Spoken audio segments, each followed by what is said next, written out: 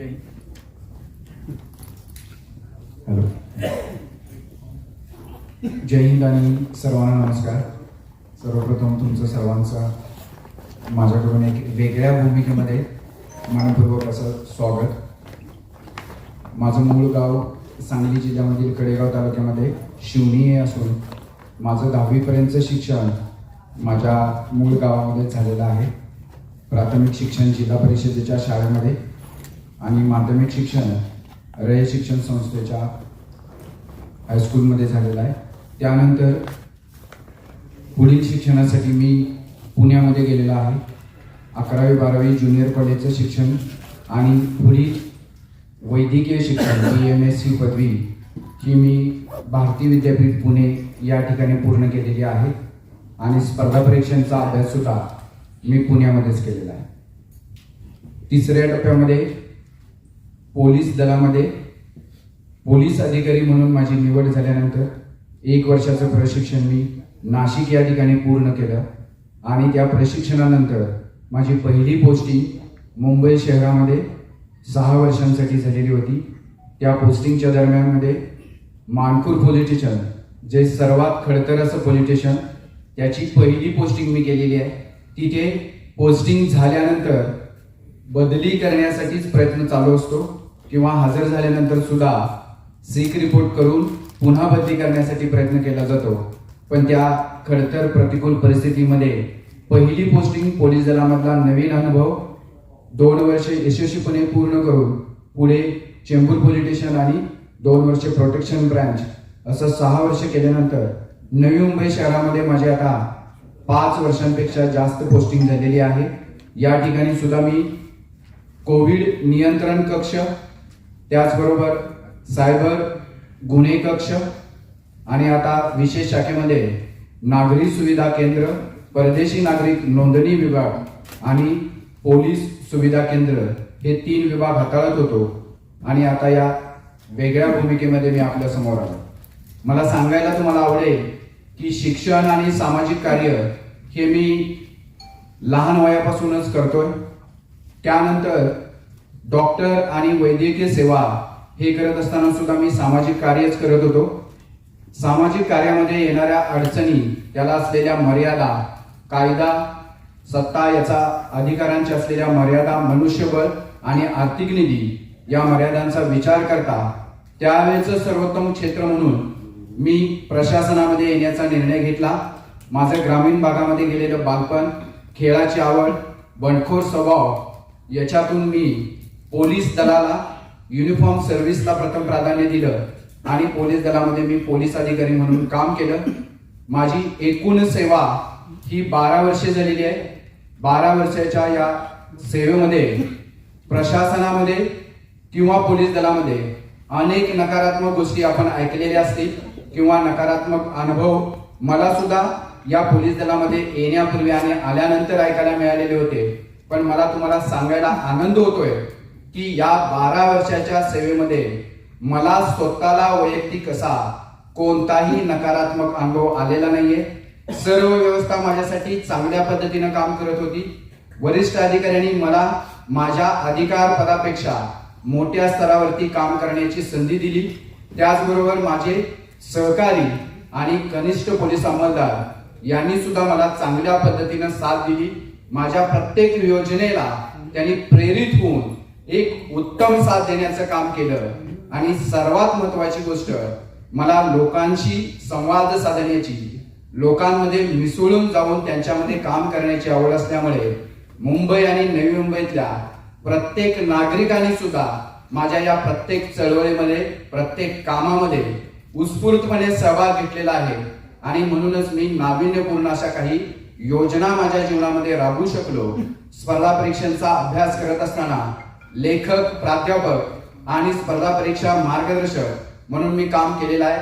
त्यावेळेची माझी पहिली नाविन्यपूर्ण योजना होती की महाविद्यालयाशी संलग्न असलेलं स्पर्धा परीक्षा केंद्रांची स्थापना करणे.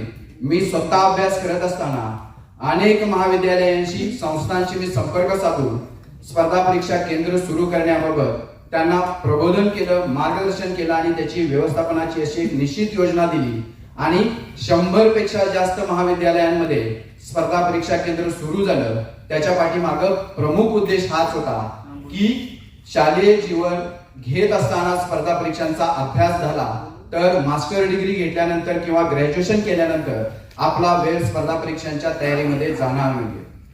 त्याचबरोबर पुस्तकांची मर्यादा स्पर्धा परीक्षांच्या अभ्यासामध्ये असताना होती, त्यामुळे जे अवघड विषय होते, विज्ञान आणि तंत्रज्ञान असेल, कृषीशास्त्र असेल, माहिती आणि तंत्रज्ञान असेल, तंत्र मुलाखतीचे असेल, या कमकुवत विषयांकडे मी माझ्या स्वतःच्या भाषेमध्ये लेखन कौशल्य वापरून सर्वसामान्य विद्यार्थ्यांना, आर्ट शाखेच्या विद्यार्थ्याला सुद्धा विज्ञान सायन्स विषय हे समजतील अशा भाषेमध्ये मी पुस्तकांचं लेखन केलं आणि अनेक विद्यार्थी माझ्या पुस्तकांचा अभ्यास करून मार्गदर्शनाचा अभ्यास घेऊन मोठ्या स्तरावरती अधिकारी म्हणून काम करतायत.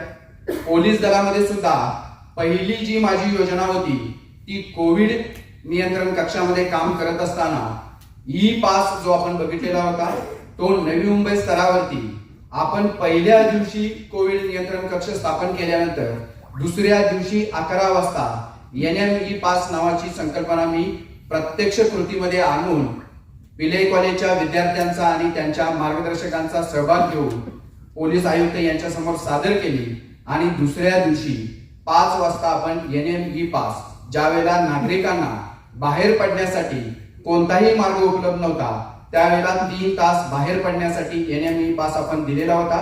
7 दिवस त्याचा अहवाल डीजी ऑफिसला जात होता आणि डीजीपी ऑफिस कडून माझ्या या योजनेची माहिती घेतली आणि संपूर्ण महाराष्ट्र स्तरावरती कोविड-19 ई पास ही संकल्पना राबवण्यात आली. त्या पास मध्ये सुद्धा मी तांत्रिक बाबींचा व्यवस्थित वापर केलेला होता, जेणेकरून त्याच्यावरती असलेला QR कोड स्कॅन केल्यानंतर तो पास खरा आहे की खोटा आहे हे नवी मुंबईतल्या व्यक्तीचा पास कोल्हापूर मधल्या किंवा महाराष्ट्रातल्या कोणत्याही व्यक्तीनं स्कॅन केला तर त्याची संपूर्ण अर्ज केल्यापासून कागदपत्रांपासून सर्व गोष्टींची माहिती त्या व्यक्तीला दिसत होते. अशा प्रकारे उत्तम तंत्रज्ञानाचा वापर करून तो ई पास संकल्पना मी राबवलेली होती. आता दुसरी संकल्पना मी नवी मुंबई पोलीस दलामध्ये जी राबवली ती जागरूक नवी मुंबईकर अभियान. आपल्याला जर गुन्ह्यांना प्रतिबंध करायचा असेल, कारण की पोलीस दलामध्ये 2 प्रमुख कामे येतात. पहिलं काम आहे गुन्ह्यांना प्रतिबंध करणे आणि दुसरं काम आहे जे गुन्हे घडलेले आहेत त्याच्या पाठीमागे सत्य शोधन करणे. पण आपण दुसऱ्या कामामध्ये व्यस्त राहिल्यामुळे गुन्ह्यांना प्रतिबंध करण्याचं महत्वाचं काम याच्याकडे दुर्लक्ष झाल्यामुळे मी त्या भागावरती काम केलं आणि नागरिकांमध्ये जाऊन पोलीस स्टेशनच्या मदतीने अनेक प्रबोधनात्मक मार्गदर्शन प्रशिक्षणांचं कार्यक्रमांचं आयोजन केलं आणि 2 वर्षामध्ये 550 पेक्षा जास्त अधिक व्याख्यानाचे प्रशिक्षणाचे कार्यक्रम राबवले. त्याचबरोबर महाराष्ट्रातील अन्य लोकांकरता सुद्धा ऑनलाईन माध्यमातून, सोशल मीडियाच्या माध्यमातून प्रबोधन व्यान ज्याच्यावरती स्क्रीन होती त्या स्क्रीनच्या माध्यमातून सुद्धा असं साहित्य त्यांच्यापर्यंत पोहोचवून गुन्हे प्रतिबंध करण्यासाठी प्रयत्न केलेला आहे. त्यामध्ये सर्वात 2 गोष्टी महत्वाच्या होत्या की सायबर गुन्हे आणि आर्थिक फसवणूक ही मोठ्या प्रमाणावरती होते. त्या गुन्ह्यांना कमी करण्यासाठी मी सर्वतोपरी प्रयत्न केला आणि दुसरा आता आपण सर्वांनी जो अनुभवला होता बालकांची, महिलांची आणि नागरिकांची सुरक्षितता, त्या विषयावरती सुद्धा मी अनेक सेमिनार घेतलेले आहेत. सर्वात महत्वाची जी योजना होती ती नशामुक्त नवी मुंबई किंवा नशामुक्त युवा पिढी. कारण की युवक हे वैयक्तिक, कौटुंबिक, समाज आणि कोणत्याही राज्य देशाचं भवितव्य असतात. आपल्या या नवी मुंबई शहरामध्ये नशामुक्ती जास्त प्रमाणामध्ये करणं आवश्यक आहे. म्हणून मी युवकांशी संवाद साधला, शाळा महाविद्यालयामध्ये भेटी घेतल्या, शिक्षक, प्राध्यापक, विद्यार्थी, सामाजिक संस्था या सर्वांची मदत घेऊन हे नशामुक्तीचं अभियान मी मोठ्या प्रमाणावरती राबवलं. त्याचबरोबर परदेशी नागरिक नोंदणी विभाग जो माझ्याकडे होता त्या परदेशी नागरिक नोंदणी विभागाच्या माध्यमातून सुद्धा भारतामध्ये नवी मुंबईमध्ये राहण्यासाठी येणाऱ्या प्रत्येक परदेशी नागरिकाची नोंदणी करून जे बेकायदेशीर कामं करतात अशा प्रत्येक परदेशी नागरिकावरती आपल्याला कारवाई कशी करता येईल याची नियोजनबद्ध योजना तयार करून पोलीस विभागातील अन्य विभागांची मदत घेऊन त्यांच्यावरती कठोर कारवाई केलेली आहे.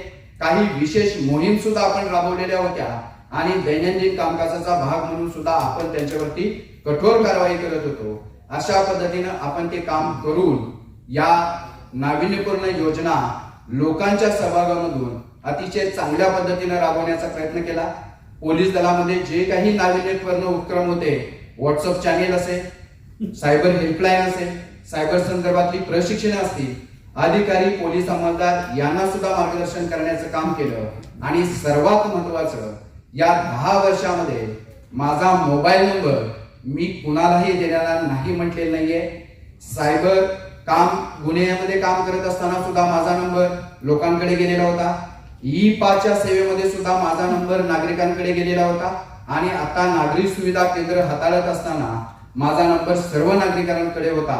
मला हा विश्वास निर्माण करायचा होता की पोलीस से ना किसी से दोस्ती ना किसी से दुश्मनी असं म्हटलं जातं, पण मी असा पोलीस अधिकारी आहे की पोलीस दलामध्ये सुद्धा मी माझं वेगळेपण निर्माण केलेलं आहे. आणि नागरिकांना सुद्धा पोलीस अधिकारी हा फक्त अधिकार गाजवणारा असतो असं नाहीये, तर तुम्ही खरंच चांगले असाल, सर्वसामान्य नागरिक असाल आणि कायदे आणि नियमांचं उल्लंघन करत नसाल तर पोलीस हा तुमचा मित्र आहे. आणि जो नियमांचं उल्लंघन करतो, बेकायदेशीरपणे वागतो, त्याच्यावरती कठोर कारवाई मला बोलण्यातून किंवा वर्तणुकीतून करण्याची गरज नाही पडली, तर ती माझ्या कामातून, कायद्याच्या अभ्यास आणि अंमलबजावणीतून अतिशय योग्यपणे केलेली आहे. त्यामुळे तो संदेश देण्यामध्ये सुद्धा मी गुन्हेगारांना कमी पडलेले नाहीये. अशा पद्धतीनं उच्च दर्जाचं काम करत असताना आपला सर्वांना प्रश्न पडला असेल की मी हे सर्व व्यवस्थित चालत असताना, सर्व जीवन एकदम नियोजनबद्ध होत असताना या अचानक राजकीय क्षेत्राकडे का वळलो.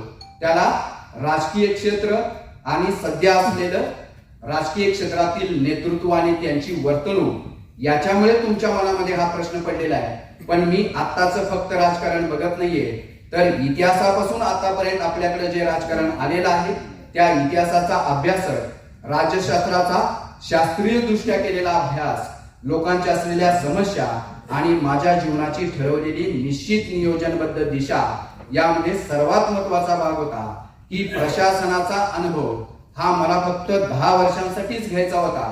1 वर्ष ट्रेनिंग, 1 वर्ष परीक्षा विधीन कालावधी आणि 10 वर्ष सेवा असं झाल्यानंतर मी माझ्या पोलीस दलातील नोकरीचा राजीनामा हे देणारच होतो. या क्षेत्रामध्ये उच्च दर्जाचं काम केल्यानंतर सुद्धा ही नोकरी मी आनंदाने करत असताना सुद्धा मी हा निर्णय घेतलेला आहे.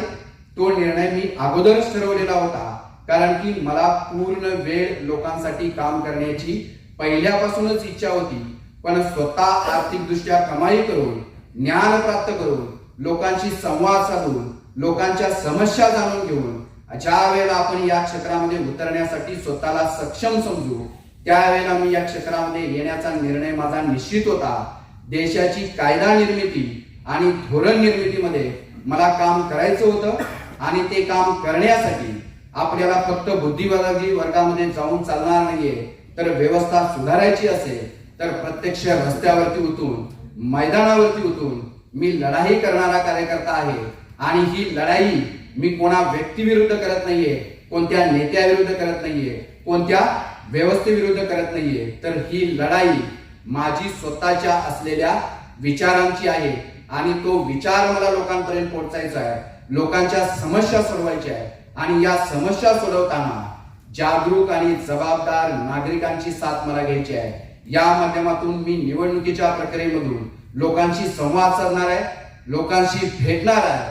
तुम्ही कोणत्याही क्षेत्रामध्ये काम करत असाल, कोणत्याही जाती धर्मामध्ये असाल, कोणत्याही प्रांतामध्ये असाल, पण आपण सर्वजण सर्वप्रथम नागरिक आहोत.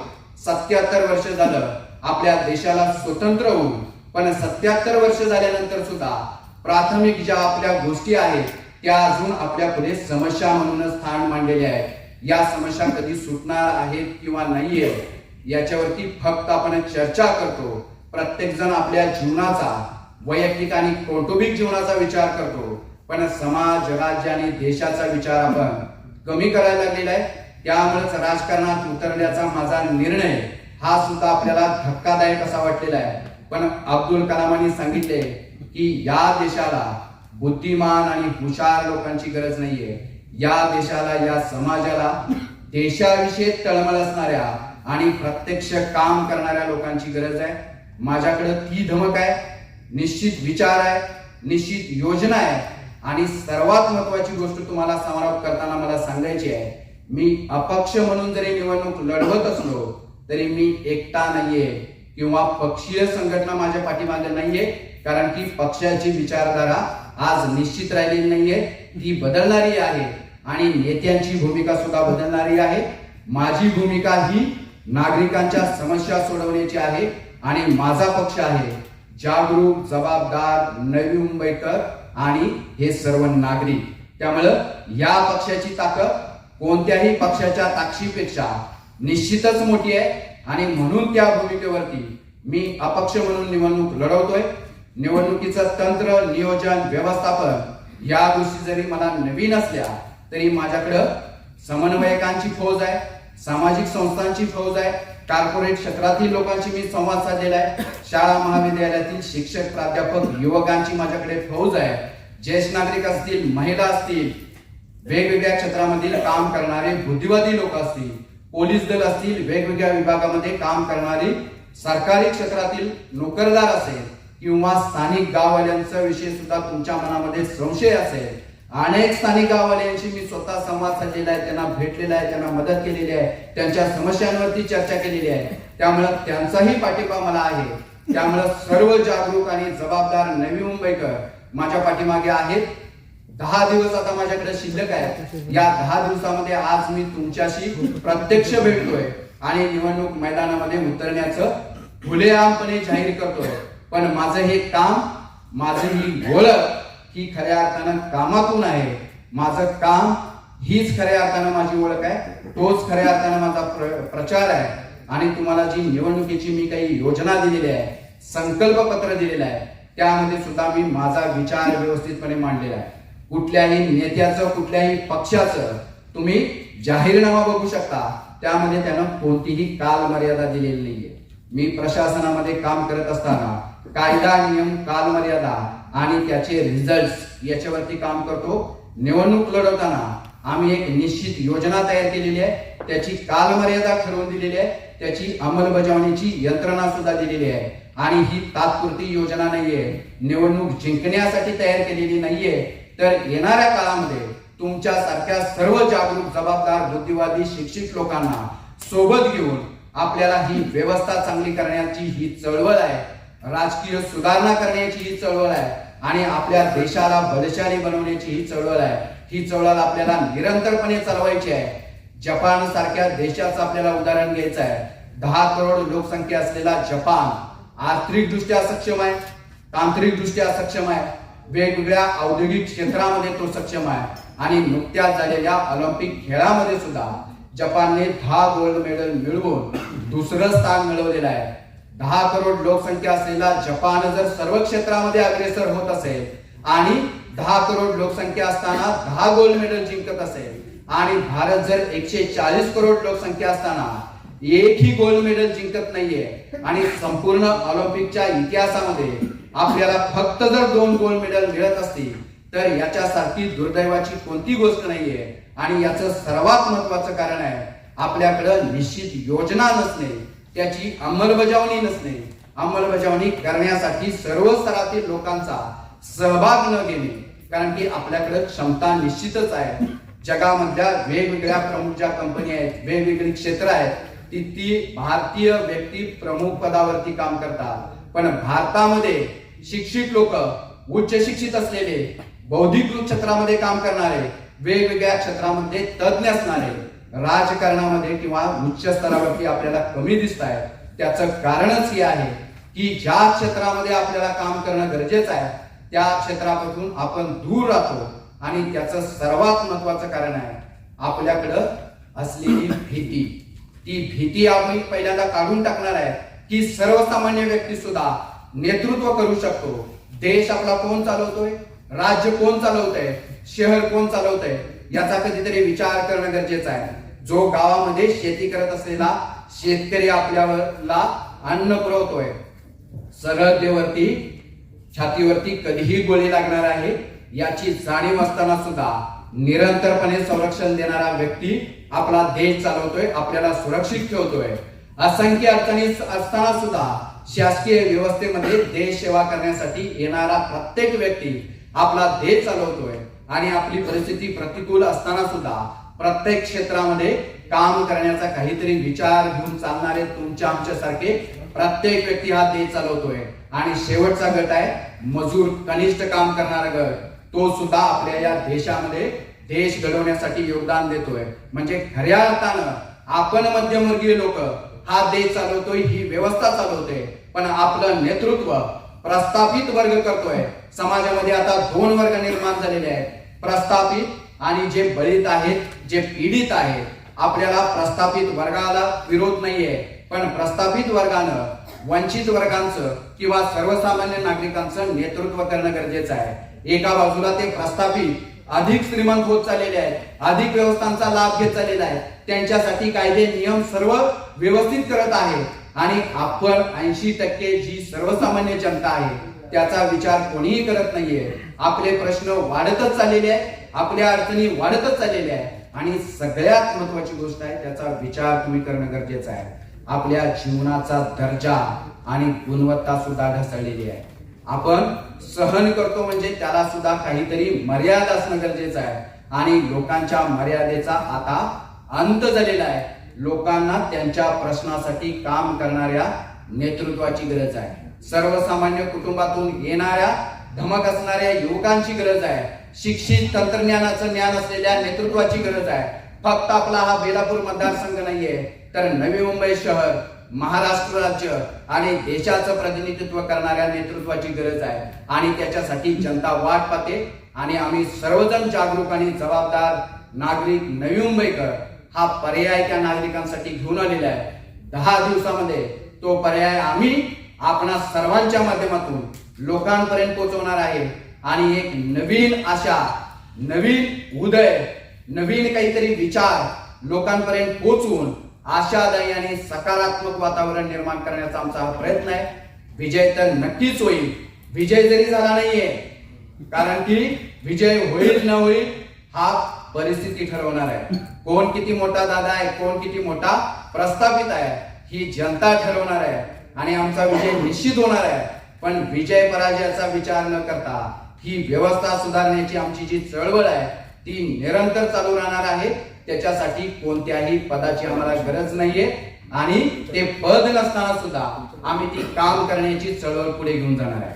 तुम्हाला सर्वांना मी आवाहन करतो. माझा क्रमांक 13 आहे, माझं चिन्ह आहे ऍपल आणि माझं नाव आहे डॉक्टर विशाल माने.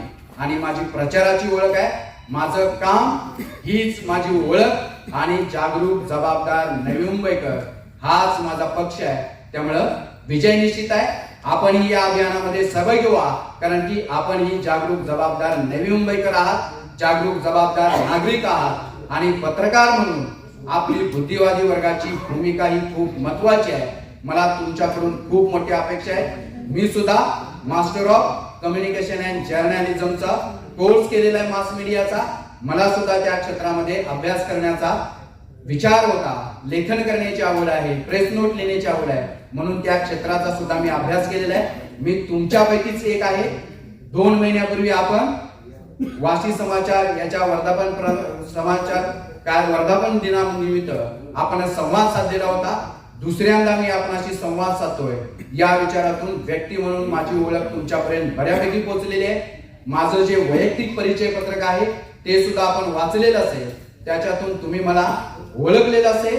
तर नागरिकांसाठी हा चांगला पर्याय पोहोचवण्याची जबाबदारी तुम्ही यावेळी नक्कीच पार पाडावी. आणि चला बदल घडवूया या आमच्या अभियानामध्ये सहभागी होऊन देशासाठी काहीतरी योगदान देण्याची ही संधी वारंवार मिळत नाहीये, ती आपल्याला मिळालेली आहे. त्या संधीचं सर्व नवी मुंबईकरांनी सोनं करूया. जय हिंद, जय भारत, जय महाराष्ट्र. माने साहेब, तुम्ही बेलापूर मतदारसंघातून अपक्ष म्हणून निवडणूक लढवत आहात. मात्र याच मतदारसंघात अनेक दिग्गज नेते उभे आहेत. तर तुमचा टिकाव लागेल का तिथे? दिग्गज कोण आहेत ते 1-2 महिन्यापासून तुम्ही बघताय. दिग्गजांच्या पायाखालची वाळू सरकलेली आहे. दिग्गजांना त्यांच्या पक्षामध्ये सुद्धा तिकीट मिळेल किंवा नाहीये याची शाश्वती नाहीये. ज्याच्याकडे पैसे जास्त आहेत तो दिग्गज ठरत नाहीये. वर्षानुवर्ष तो एखाद्या पदावरती आहे याच्यावरती दिग्गज ठरत नाहीये. निवडणूक हे तंत्र आहे, निवडणूक हा खेळ आहे, निवडणूक हे अंमलबजावणीचे यंत्र आहे. आणि सगळ्यात दिग्गज कोण असेल तर निवडणुकीच्या वेळेला जनता आणि मतदार असते. आणि मतदारांना आता चांगला पर्याय आहे. 10 दिवसांमध्ये तुम्हाला लक्षात येईल, दररोज परिस्थिती बदलत जाईल आणि खरा दिग्गज कोण आहे हे तुम्ही स्वतः तुमच्या लेखणीमधून दाखवून द्याल. साहेब, तुम्ही 12 वर्ष पोलीस अधिकारी होतात. तुमचा कोणत्या डिटेक्शन रेट काय आहे आणि कन्व्हिक्शन रेट काय आहे तुमच्या सेवेमधला? पोलीस अधिकारी म्हणून मी पहिल्या पोलीस स्टेशनचं फक्त मी तुम्हाला काम सांगेन. पहिल्या पोलीस स्टेशनला मी 59 गुन्हे स्वतः दाखल केलेले होते आणि 59 गुन्ह्यांमध्ये मी स्वतः दाखल केलेल्या गुन्ह्यांमध्ये एक चोरीचा गुन्हा सोडला तर बाकीच्या सर्व गुन्ह्यांमध्ये जेवढे आरोपी होते, म्हणजे काही गुन्ह्यांमध्ये एक आणि एक पेक्षा जास्त आरोपी असतात, पण माझ्या गुन्ह्यांमध्ये जेवढे आरोपी असतील तेवढे आरोपी अटक करण्याची कामगिरी मी केलेली आहे. दुसरी सगळ्यात महत्वाची गोष्ट तुम्हाला नमूद करावीशी वाटते, मी तडीपार अधिकारी म्हणून काम केलेलं आहे. तडीपार अधिकाऱ्याकडे पाठीमागील सर्व वर्षातील जे अनडिटेक्ट गुन्हे असतील, वॉन्टेड आरोपी असतील, त्यांची यादी असते. हे मी पहिल्या पोलीस स्टेशनचं फक्त सांगतोय, जे पोलीस दलामध्ये मी नवीन असताना काम केलेलं आहे. त्या ठिकाणी 2 आरोपी असे होते, एका आरोपीवरती 28 गुन्हे होते मणिकंठन नावाचा, आणि एका आरोपीवरती 32 गुन्हे दाखल होते. त्याचा फोटो काढून मी डिटेक्शन ऑफिसर, गुंडा ऑफिसर आणि माझ्या टेबलवरती लावलेला होता. आणि 6 महिन्याच्या आतमध्ये या दोन्ही आरोपींना मी 3 वेळा मोहीम करून 3ऱ्या मोहिमेमध्ये पकडलेला आहे. म्हणजे डिटेक्शन मध्ये मी कमी नाही पडलेलं, फक्त मी 2 वर्षे 2च पोलीस स्टेशन केलेली आहे. त्यानंतर मी वरच्या स्तरावरती पोलीस दलाच्या धोरण निर्मितीमध्ये काम केलेलं आहे, जेणेकरून जास्तीत जास्त लोकांना माझ्या ज्ञानाचा उपयोग. कन्व्हिक्शन सर्वसमावेशक आपलं व्यक्तिमत्व असताना राजकीय पक्षाचा उपयोग का नाही करता, अपक्ष म्हणून का नाही? राजकीय पक्ष हा विचारधारेवरती चालतो. आज कोणत्याही राजकीय पक्ष निश्चित अशा विचारधारेवरती काम करत नाहीये. त्याचबरोबर राजकीय पक्ष त्या पक्षाचे नेते आणि कार्यकर्ते चालवत असतात. कार्यकर्त्यांना राजकीय पक्षाची विचारधारा सुद्धा माहिती नाहीये. बहुतांश नेत्यांना सुद्धा त्यांची निश्चित अशी विचारधारा नाहीये. आणि माझी विचारधारा, माझी बांधिलकी ही लोकांच्या प्रश्न सोडवण्याशी संबंधित आहे. त्यामुळे मी कोणत्याही राजकीय पक्षाची विचारधारा सुरुवातीला स्वीकारलेली नाहीये. या प्रक्रियेमध्ये मी नागरिकांचे प्रश्न घेऊन ते सोडवण्याची विचारधारा घेतलेली आहे. आणि माझं उत्तरदायित्व, बांधिलकी ही नागरिकांची आहे आणि ती सर्वात महत्वाची गोष्ट आहे. सर, आता आपण निवडणुकीला उभे आहात सर, पण आपण निशाणे घेतले सफरचंद. बरोबर. तर आम्हाला एक शंका आहे की निवडणूक आयोगाने आपल्याकडे कोणते पर्याय दिले होते, तर कोणत्या 3 निशाणे आपण दिल्या होत्या आणि सफरचंद हीच निशाणी का घेतली? काय त्याच्यामागे काही वेगळं असं कारण आहे का? हो, माझी प्रत्येक गोष्ट ही विचारपूर्वक असते. सफरचंद चिन्ह हा माझा पहिला पर्याय होता. त्याच्या पाठीमागे 5 कारणे आहेत.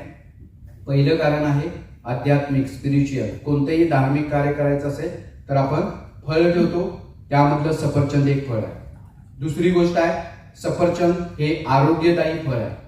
तिसरी गोष्ट आहे, सफरचंद या फळाचा दर्जा सुद्धा उच्च आहे.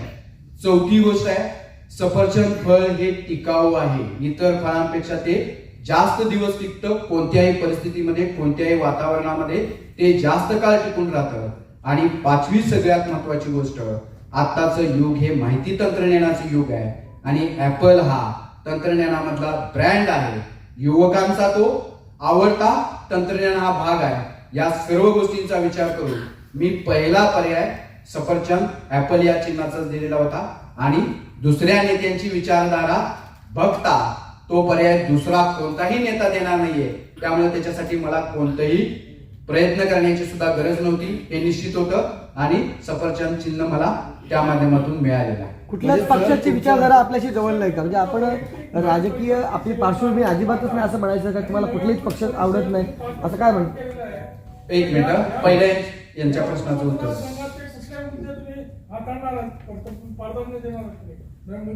मतदारसंघामध्ये मी 3 प्रकारच्या प्रश्नांची विभागणी केलेली आहे. पहिले प्रश्न आहेत वैयक्तिक स्तरावरचे. वैयक्तिक स्तरावरती मी 3 प्रश्न घेतलेले आहेत. प्राथमिक, युवा पिढी आणि त्यांची व्यसनाधीनता, दुसरा प्रश्न घेतलेला आहे नागरिकांच्या जीवनाची सुरक्षितता, त्यामध्ये बालके आले, महिला आले, मुली आणि ज्येष्ठ नागरिक महत्वाचं माझं प्राधान्य आहे. आणि तिसरी वैयक्तिक स्तरावरची समस्या आहे रोजगाराचा प्रश्न. हे तिन्ही प्रश्न एकमेकांशी संलग्न आहेत, कारण की युवक जर व्यसनाधीन झाला तर तो गुन्हेगारी प्रवृत्तीकडे वळतो, आपलं भविष्य धोक्यामध्ये येतं. दुसरं, व्यक्तीची जीवनाची सुरक्षितता हे प्रथम प्राधान्य असलं पाहिजे. पण आज वेगवेगळ्या कारणामुळे सुद्धा आपलं स्वतःचं प्रत्येकाचं जीवन असुरक्षित झालेलं आहे. आणि रोजगार हा सगळ्यात महत्वाचा आहे. रोजगार मिळाला नाहीये, काम मिळालं नाहीये तर रिकामं मन परत व्यसनाधीनकडे जातं, वेगवेगळ्या चुकीच्या गोष्टी करण्याकडे जातं. त्यामुळे या 3 प्राथमिक प्राधान्यता मी दिलेली आहे. सामूहिक समस्यामध्ये पहिलं प्राधान्यता आहे पायाभूत सुविधांसाठी.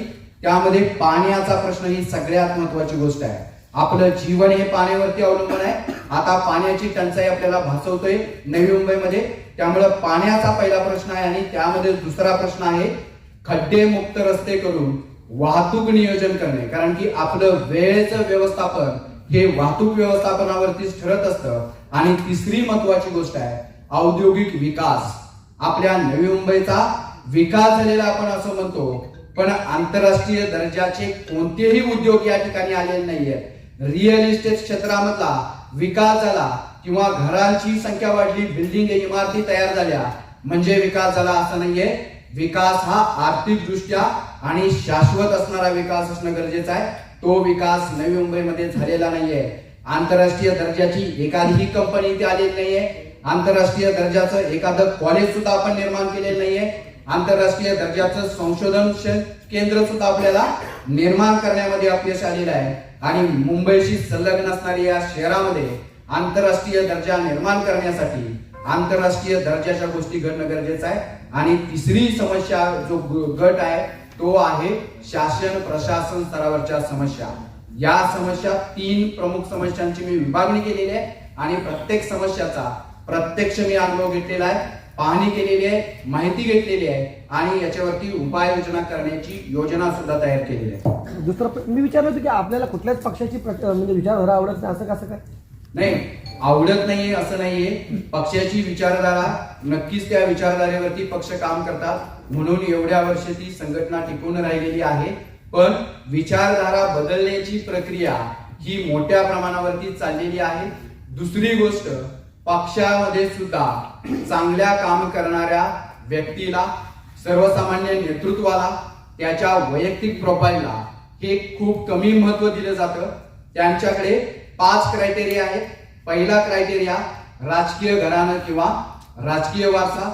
दुसरा सगळ्यात महत्वाचा क्रायटेरिया निवडणूक जिंकण्यासाठी कोणत्याही मार्गाचा अवलंब करण्यासाठी आर्थिक प्राबल्य. तिसरी महत्वाची गोष्ट सत्ता आणि हे मिळवण्यासाठी कार्यकर्त्यांचं संघटन, पण त्यामध्ये सुद्धा कशा कार्यकर्त्यांचं जे मसल पॉवरचा वापर करू शकतात, इतरांना धमकावू शकतात, त्रास देऊ शकतात, मतं मिळवण्यासाठी कोणत्याही स्तराला जाऊ शकतात, अशा कार्यकर्त्यांचं पाठबळ. चौथी गोष्ट आहे पक्षाचा पाठिंबा किंवा पक्ष स्तरावरचं कार्यकर्ते नेते यांचं पाठबळ. आणि 5वं आहे व्यक्तीचं वैयक्तिक प्रोफाईल. त्यामुळे माझं प्रोफाईल याचा क्रम हा उतरत असल्यामुळे पक्ष मला स्वीकारण्याची शक्यता खूप कमी होती. त्यामुळे पहिल्या प्रयत्नामध्ये मी कोणत्याही पक्षाच्या विचारधारा स्वीकारण्याचा निर्णय मी आणि माझ्या सहकार्याने घेतलेला नाही. साहेब, तुम्ही परिचय पत्रामध्ये नमूद केलेल्या गोष्टी आहेत ज्या तुम्ही केलेल्या आहेत त्या तुम्ही स्वतःच्या खिशातून खर्च करून केलेल्या आहे का पोलिसांच्या, आपण पोलीस दलामध्ये होतात त्या पगाराचा वापर करून केलेला आहे किंवा त्या पॉवरचा वापर करून केलेला आहे? 3 यामध्ये भाग आहेत. एक, मला स्वतःला चांगल्या सवयी आणि चांगले संस्कार आहेत, त्यामुळे मी आर्थिक दृष्ट्या स्वतःही सक्षम आहे. मी बुद्धिवान आहे, कर्तृत्ववान आहे, मेहनती आहे. त्यामुळे माझ्याकडे पैसे मिळवण्याच्या अन्य मार्गाच्या अनेक गोष्टी आहेत. दुसरी महत्वाची गोष्ट, मी पैसा जरी कमी कमवला असाय, जो सरकारी अधिकारी म्हणून आपल्याकडे एक बघण्याचा दृष्टिकोन असतो तशा माध्यमातून मी पैसा मिळवलेला नाहीये. माझ्या पोस्टिंग सुद्धा तुम्ही बघितल्यानंतर लक्षात येईल की मी कशा स्वरूपाच्या पोस्टिंग केलेल्या आहेत. पण मी माणसं जोडलेली आहेत. माझ्याकडे असंख्य कॉर्पोरेट ग्रुप्स आहेत, असंख्य सहकारी संस्था आहेत, असंख्य बँका आहेत. त्यांच्या माध्यमातून हे मी काम उभा केलेलं आहे. आणि देणगी देण्यासाठी, मदत करण्यासाठी, सामाजिक काम करण्यासाठी प्रेरणा देण्याचं उत्तम नेतृत्व कौशल्य माझ्यावरती आहे. देणगी देणाऱ्यांची संख्या कमी नाहीये, फक्त ती देणगी स्वीकारण्याचा हात विश्वासपूर्ण असावा लागतो. आपल्याला पैशाची कमी पडत नाहीये. माझ्याकडे मिळणारा प्रत्येक देणगीचा पैसा योग्य ठिकाणी पोहोचवण्याचे माझ्यामध्ये विश्वास आहे, म्हणून लोकांनी मला ते पैसे दिलेले आहेत आणि त्याच्यातून मी ते काम निर्माण केलेलं आहे. वैयक्तिक स्तरावरती सुद्धा मी माझी देणगी देत असतो. माझ्या गावामध्ये मी जे शिक्षण घेतलेलं आहे त्या गावामध्ये मी पाठीमागच्या वर्षी कर्मवीर भाऊराव पाटील जयंतीच्या निमित्तानं मराठी शाळा असेल, हायस्कूल शाळा असेल, स्पर्धा परीक्षा केंद्र असेल, वाचनालय असेल, सामाजिक संस्था असतील, क्रीडा मंडळ असेल, तालीम असेल आणि गावातील सांस्कृतिक मंडळ असतील, त्या प्रत्येक मंडळांना मी देणगी दिलेली आहे. मी जास्त मोठी देणगी दिलेली आहे असं म्हणत नाहीये, पण इतरांना देणगी देण्यासाठी प्रेरित करण्याची क्षमता माझ्यामुळे असल्यामुळे मी देणगी जास्त प्रमाणात जमा केली. तुम्हाला किती मताधिक्य प्राप्त होईल तुम्हाला ह्या निवडणुकीमध्ये, तुम्हाला असं वाटतं जिंकण्यासाठी? या निवडणुकीमध्ये निश्चित आमचा विजय होईल हे मी तुम्हाला निश्चितपणे सांगू शकतो. मी राजकीय विश्लेषक किंवा आकडेवारी सांगणारा व्यक्ती नाहीये, पण आमच्याकडे अनेक स्तरातील लोकांचा पाठिंबा आहे.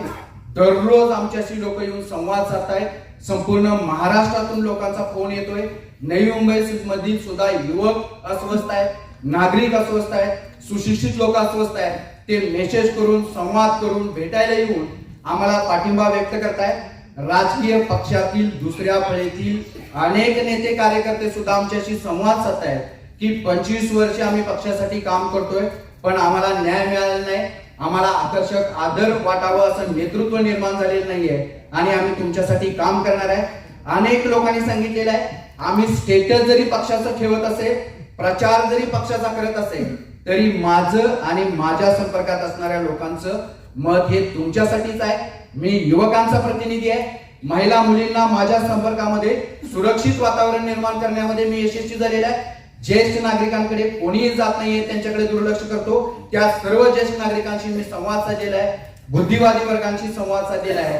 मजूर, कष्टकरी, ऑटो रिक्षा चालवणारे, झोपडपट्टीतल्या लोकांशी सुद्धा मी जाऊन भेटलेला आहे, संवाद साधलेला आहे, त्यांचे प्रश्न सोडवण्यासाठी प्रयत्न केलेला आहे. आणि सगळ्यात महत्वाचं, बुद्धिवादी, नोकरदार वर्ग, पोलीस दल यांनी मला सगळ्यांनी जवळून बघितलंय. त्यामुळे सर्व स्तरातून मला पाठिंबा आहे. संपूर्ण महाराष्ट्रात जेवढी जेवढी मी माणसं जोडलेली आहे त्यांचं लक्ष पूर्ण नवी मुंबईमध्ये केंद्रित झालेलं आहे. त्यामुळं मला विजयाचा निश्चित आशा वाटतो. बेलापूर हा जो मतदारसंघ आहे हा खरं म्हणजे इथल्या आगरी कोळी कराडी यांच्या भूमीवर चा हे शहर वसलेलं आहे आणि तिथे जे उमेदवार आपल्या विरोधात आहेत त्याच्यामध्ये देखील त्या समाजाचे उमेदवार आहेत. म्हणजे मंदाताई म्हात्रे असतील, तिथे संदीप नाईक असतील, मंदाताई म्हात्रे तिथे सिटिंग MLA, तिथे माजी खासदार संदीप नाईक हे आहेत. तुम्हाला काय वाटतं भूमिपुत्रांचे प्रश्न हे लोक यशस्वीपणे मिटवू शकले का किंवा त्यांना न्याय देऊ शकले का? जर तसा असेल मग तो समाज देखील खूप मोठ्या प्रमाणात आणि शहरी लोक साधारणतः मतदानाला उतरतच ना, तर हीच वाईट परिस्थिती असते. मग ह्या सगळ्या गोष्टीकडे तुम्ही कसं पाहता? दोन भाग आहेत यामध्ये. एक पहिला भाग आहे जे मतदान करणारे लोक आहेत आणि त्यामध्ये तुम्ही सांगितले की स्थानिक लोक किंवा भूमिपत्र. भूमिपत्रांमध्ये सुद्धा प्रस्थापित आणि सर्वसामान्य असा दोन भाग आहे. सर्वसामान्य लोकांना या नवी मुंबई शहराच्या विकासातून, नेत्यांच्या झालेल्या विकासातून काहीही मिळालेलं नाहीये. त्यांची फक्त उपासमार झालेली आहे, त्यांना त्रास सहन करावा लागलेला आहे, त्यांना अडचणींचा सामना करावा लागलेला आहे. सगळ्यात महत्वाची गोष्ट आहे, सकाळी उठल्यानंतर चांगली बॉडी असणारे, चांगले दिसणारे तरुण हातामध्ये झाडू घेऊन रस्ता साफ करत असतात. महानगरपालिकेमध्ये शिपाई, क्लार्क, पाणी खात्यामध्ये नोकरी करण्यासाठी धडपडत असतात. ते सुद्धा पैसे भरून त्यांना नोकऱ्या मिळालेल्या आहेत. या नेत्यांनी किंवा प्रस्थापित लोकांनी त्यांना नोकऱ्या दिलेल्या नाहीये. सर्वसामान्य नागरिकांना अनेक प्रश्न आहेत. ते प्रश्न मी जवळून बघितलेले आहेत, त्यांच्याशी संवाद साधलेला आहे आणि त्यांना सुद्धा असा खंबीर नेतृत्वाची गरज आहे. म्हणून त्यांनी सुद्धा आम्हाला भेटून पाठिंबा दिलेला आहे. राजकारणामधल्या काही गोष्टींमुळे ते समोर येत नसतील तरी सुशिक्षित जे गाववाले आहेत, स्थानिक लोक आहेत, त्यांनी आमच्या सोबत येण्याची भूमिका घेतलेली आहे. पण जे दुसऱ्या स्तरावरचे सर्वसामान्य लोक आहेत ते अंतर्गत आम्हाला सपोर्ट करणार आहेत. सर, आपल्या प्राथमिक आराखड्यात जर बघितलं तर युवा सबलीकरणाला आपण सर्वात महत्व दिलेलं आहे आणि विशेष म्हणजे प्रस्तावित नेते हे युवकांच्या नशामुक्तीत कमी पडलेत का आणि पोलीस प्रशासनापासून आपण अलिप्त झाले तर अलिप्त होऊन नशामुक्तीकडं आपण कशा युवकांना नेणार, काय सांगाल का? शिक्षण आणि युवा विकास ही माझी पहिली प्राथमिकता आहे. कारण की 25 वर्ष शिक्षण घेण्यामध्ये जात असतात आणि 25 वर्षे घेतलेल्या शिक्षणावरती उर्वरित जीवन अवलंबून असतं. जे आपण शिक्षण घेतो त्या क्षेत्रामध्ये पुढे जाऊन आपण काम करत असतो. त्यामुळे शिक्षण हा अतिशय महत्वाचा भाग आहे. आणि शिक्षणाबरोबर युवक जर चांगला शिक्षित असेल, चांगल्या सवयी संस्कार असतील, तर ज्या क्षेत्रामध्ये तो जाणार आहे त्या क्षेत्रामध्ये तो उच्च दर्जाचं काम नक्कीच करणार आहे. पण मुंबई शहराच्या बाजूला असलेल्या नवी मुंबई शहरामध्ये मनोरंजनाच्या गोष्टी मोठ्या प्रमाणावरती चालतात. प्रबोधन, प्रशिक्षण आणि शिक्षणाच्या गोष्टी या कमी प्रमाणामध्ये चालतात. आणि इथे शिक्षणाचं हब असल्यामुळे संपूर्ण जो बेकायदेशीर प्रकारचा अंमली पदार्थांचा जो व्यापार आहे आणि वेगवेगळ्या अन्य नशिले पदार्थांचा जो व्यापार आहे तो या नवी मुंबई शहरातल्या शिक्षण क्षेत्राला समोर ठेवून त्याला टार्गेटेड करून इथे तो गोकाळला जातोय. त्यामुळे त्याच्यावरती आपल्याला काम करणं गरजेचं आहे. कारण की युवा पिढी, मी मगाशी सांगितल्याप्रमाणे, कुटुंबापासून सर्वांचंच भविष्य आहे. त्यामुळे त्याच्यावरती काम करण्याला माझं प्रमुख प्राधान्य आहे. सर, या ठिकाणी तुम्ही पोलीस अधिकारी होता, उच्च शिक्षित आहात आणि राजकारणावरती बघायला गेले, आज राजकारणी जे उमेदवार आहेत त्यांच्यावर अनेक गुन्हे दाखल झालेले असतात. तुम्ही 10 वर्ष सेवा केलेला असताना तुमच्या समोर एखादा जर राजकीय व्यक्ती आली तर तुम्ही एक समाज परिवर्तन, तुमच्या मनाला एक समाज परिवर्तनाचा एक भाग आहे, हे जेव्हा तुमच्या समोर यायचे तेव्हा तुमच्या मनाला काय वाटायचं? आज तेच तुमच्या समोर उमेदवार म्हणून उभे आहेत, म्हणजे काटे की टक्कर ज्याला म्हणतो ते समोर आहेत. नाही, राजकीय नेते किंवा व्यक्ती मला ज्या वेळेला भेटतात त्यावेळेला माझ्या मनामध्ये त्यांच्याविषयी कोणत्याही प्रकारचा आकस नाहीये. कारण की तो व्यवस्थेतील दोषाचा भाग आहे. अनेक लोकांना चांगलं काम करायचं आहे, त्यांना सुद्धा बॅनर लावायचे नाहीये, त्यांना सुद्धा जुन्या पारंपरिक पद्धतीचा प्रचार करायचा नाहीये, त्यांना सुद्धा पैसे गोळा करून कुणाला देण्याची इच्छा नाहीये. पण व्यवस्थेचा भाग म्हणून त्यांना या गोष्टी कराव्या लागतात. सगळ्यात महत्वाचा दोष कुणाचा आहे तर त्यांच्याकडे बघणाऱ्या नेतृत्वाचा आहे, बुद्धिवादी लोकांचा आहे. आणि सर्वसामान्य जनतेपर्यंत आपण नेतृत्व आणि बुद्धिवादी लोक विचार पोचवण्यामध्ये कमी पडलेला आहे. त्यामुळे मजबुरी म्हणून त्यांना ते काम करावं लागतं. त्यामुळे मी त्यांच्याकडे कोणत्याही वेगळ्या दृष्टिकोनातून बघत नाहीये. सर्व राजकीय पक्षातील दुसऱ्या स्तरावरच्या जी नेते मंडळी आहेत त्यांच्याशी माझे चांगले संबंध आहेत, मैत्रीपूर्ण संबंध आहेत. निवडणुकीचा अर्ज भरल्यानंतर सुद्धा अनेक वेळा त्यांच्याशी संवाद झालेला आहे. आणि राजकीय पक्षातील नेते कार्यकर्ते सुद्धा शेवटच्या क्षणाला मला समर्थन करतील याच्यावरती मला विश्वास आहे. तुम्ही कोणाला समर्थन करा नंतर विजय झाल्यानंतर? विजय झाल्यानंतर समर्थन करणे हा राजकीय व्यवस्थेचा भाग आहे. तिथे आपल्याला कोणाला तरी अपक्ष उमेदवाराला समर्थन हे करावं लागतं. पण ते समर्थन जनतेच्या प्रश्नांची सोडवणूक करण्यासाठीच असेल. आणि जनतेला उत्तरदायी मी असल्यामुळे समर्थन जरी दिलं तरी जनतेचे प्रश्न सोडवणे हाच सर्वात मोठी बांधिलकी आहे. सर, सगळ्यात बघता तुम्हाला का वाटतं की विचाराची लढाई ही आमदारच होऊन सोडवली जाऊ शकते? माझ्या जीवनाच्या प्रक्रियेचा विचार मी तुम्हाला सांगेन. मी शिक्षण आणि सामाजिक कार्य केलेलं आहे. वैद्यकीय क्षेत्राचं शिक्षण घेऊन वैद्यकीय सेवा आणि सामाजिक कार्य केलेलं आहे. त्यानंतरचा सर्वोत्तम पर्याय म्हणून मी प्रशासनामध्ये आलेला आहे. आणि प्रशासनानंतर मी तुम्हाला सांगितलं की मला देशाची कायदा निर्मिती आणि धोरण निर्मितीमध्ये काम करायचं आहे. आणि ते काम करण्यासाठी आपल्याला विधानमंडळामध्ये किंवा संसदेमध्ये जाण्याशिवाय पर्याय नाहीये. आणि माझ्याकडे स्वतःकडे इलेक्टिव्ह मेरिट आहे, नेतृत्व गुण आहे, संघटन कौशल्य आहे आणि एक निश्चित विचार योजना आहे. आणि दीर्घकालीन काम करण्याची माझी क्षमता आहे. कारण की मी सर्वात तरुण उमेदवार असल्यामुळे मला भविष्य खूप मोठं आहे. त्यामुळे मी आतापासून सुरुवात केल्यानंतर येणाऱ्या 25 वर्षामध्ये दीर्घकालीन काम करू शकतो. त्यामुळे मी राजकीय क्षेत्रामध्ये पूर्ण विचारपूर्वक आलेला आहे. सर, आपल्या पुढे 2 बलाढ्य उमेदवार आहेत, त्यांच्या पुढे आपलं आव्हान कसं असणार आहे? बलाढ्य हे तुमच्यासाठी असतील, माझ्यासाठी कोणीही बलाढ्य नाहीये. कारण की माझी लढाई ही माझ्याशी आहे आणि मला माझ्या क्षमतांवरती पूर्ण विश्वास आहे. आणि बलाढ्य कोण आहे हे जनता ठरवणार असते. पाठीमागचा इतिहास आपल्याला लक्षात घेऊन चालणार नाहीये. प्रत्येक खेळ हा नव्याने खेळला जातो. सचिन तेंडुलकरने 100 जरी शतके केली तरी पुन्हा नवीन सामन्यामध्ये त्याला 1 धावेपासूनच सुरुवात करावी लागते. आपल्याला ही निवडणूक अतिशय अनुकूल आहे. लोकांनाच बदल पाहिजे, लोकांनाच चांगलं नेतृत्व पाहिजे, लोकांना सर्वसामान्यांचा प्रतिनिधी पाहिजे आणि लोकांना तरुण, उच्च शिक्षित, प्रशासनाचा अनुभव असलेला, जनतेचे प्रश्नांचा अनुभव असलेला आणि ती सोडवण्याची क्षमता असलेल्या नेतृत्वाची गरज आहे.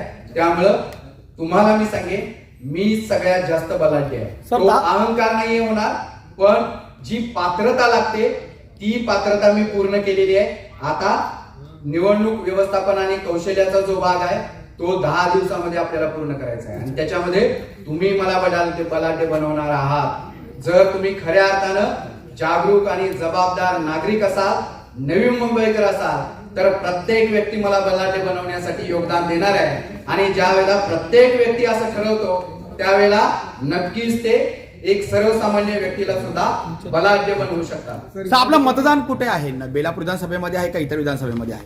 माझं मतदान यापूर्वी 3 ठिकाणी होतं. पहिलं सांगली जिल्ह्यामध्ये माझं मतदान होतं, माझं मूळ गाव. तिथून मी माझं मतदान कॅन्सल करून नंतर खारघर या ठिकाणी माझं मतदान केलेलं आहे आणि तिथून माझं मतदान हे करून आता मी बेलापूर या ठिकाणी 1 वर्षापासून वास्तव्य करतो. त्यामुळे बेलापूर गावामध्ये विद्याप्रसारक शाळेमध्ये मी माझं मतदान नोंदणीकृत केलेलं आहे. सर, आता तुमच्या पक्षाचं चिन्ह ऍपल आहे, बरोबर? तर सर्वसामान्य माणसाला खायचा ऍपल पण आणि तंत्रज्ञान क्षेत्रातला ऍपल दोन्ही परवडत नाही. तुमचा ऍपल कसा परवडू शकतो? त्यामुळे तर आपण तिसरा पर्याय घेऊन आलेला आहे की हे सर्वसामान्य लोकांचं ऍपल आहे. सर, तुमची विचारधारा पाहता उद्या जर एखाद्या पक्षाने तुम्हाला ऑफर दिली तर बेलापूर विधानसभा मतदारसंघामध्ये आपण हे परिचय पत्र किती वेळा लोकांपर्यंत हे पोहोचले? लोकांपर्यंत 10 दिवस लागतात. हे यापूर्वीच अगोदरच 2 वर्षापासून लोकांपर्यंत हे परिचय पत्र गेलेलं आहे. सोशल मीडियाच्या माध्यमातून गेलेलं आहे.